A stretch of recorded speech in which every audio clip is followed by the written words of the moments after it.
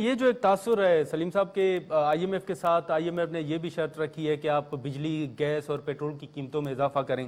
یہ جب بات چیت شروع ہوگی تو آپ دیکھ رہے ہیں کہ آنے والے دنوں میں واقعی گیس، پیٹرول اور بجلی کی قیمتوں میں جو ہے وہ اضافہ ہو؟ دیکھیں، ان کی جو مین شرائط ہے نا وہ یہ ہے کہ جو بھی پرائسنگ ہونی چاہیے وہ انٹرنیشنلی آپ اس کو کمپلائی کریں، سبسڈیز نہ دیں اس سیکٹر میں، اور جو سبسڈیز دی ہوئی بھی ہیں ان کو ختم کریں. اور یہ بیسکلی ان کی ریکوائرمنٹ ہے.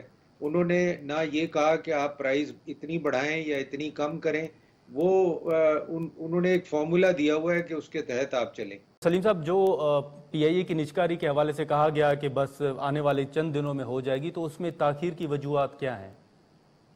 دیکھیں، پی آئی اے کی نجکاری جو ہے نا وہ تھوڑی کمپلیکیٹڈ ہے. اٹ از ناٹ کہ آپ کوئی دکان کو یا کسی چیز کو اٹھا کے آپ صحیح. پرائیویٹائز کر رہے ہیں.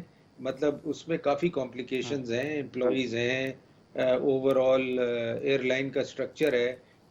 اس کو کافی ذرا آپ کو تھوڑا ڈیٹیل میں جا کے، مائنیوٹلی جا کے اس کی نجکاری کو دیکھنا پڑے گا.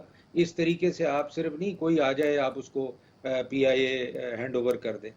صرف پیسوں کی بات نہیں ہے. سر، جیسے رانا ثناءاللہ صاحب نے کہا کہ اگر بانی پی ٹی آئی غیر مشروط طور پر مذاکرات کرنا چاہتے ہیں تو پھر نواز شریف صاحب بھی تیار ہیں. اگر اسی طرح غیر مشروط اور مطالبات رکھے بغیر آپ سے اگر مذاکرات ہوتے ہیں تو پیپلز پارٹی بھی تیار ہے بات چیت کے لیے.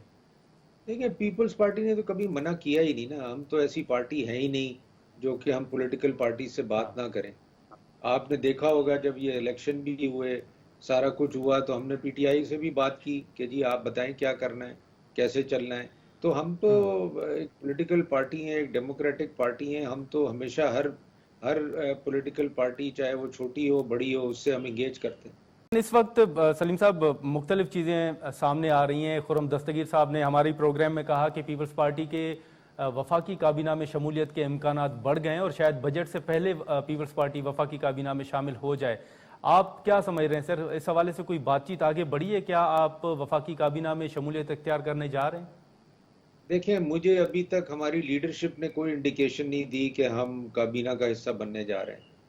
تو میں اچھا. سمجھتا ہوں یہ خرم دستگیر صاحب کی اپنی ایک فیلنگ ہو سکتی ہے کہ شاید ہم جوائن کر رہے ہیں، مگر ابھی تک ہماری لیڈرشپ نے کوئی انڈیکیشن نہیں دی کہ ہم کابینہ کا حصہ بنیں گے.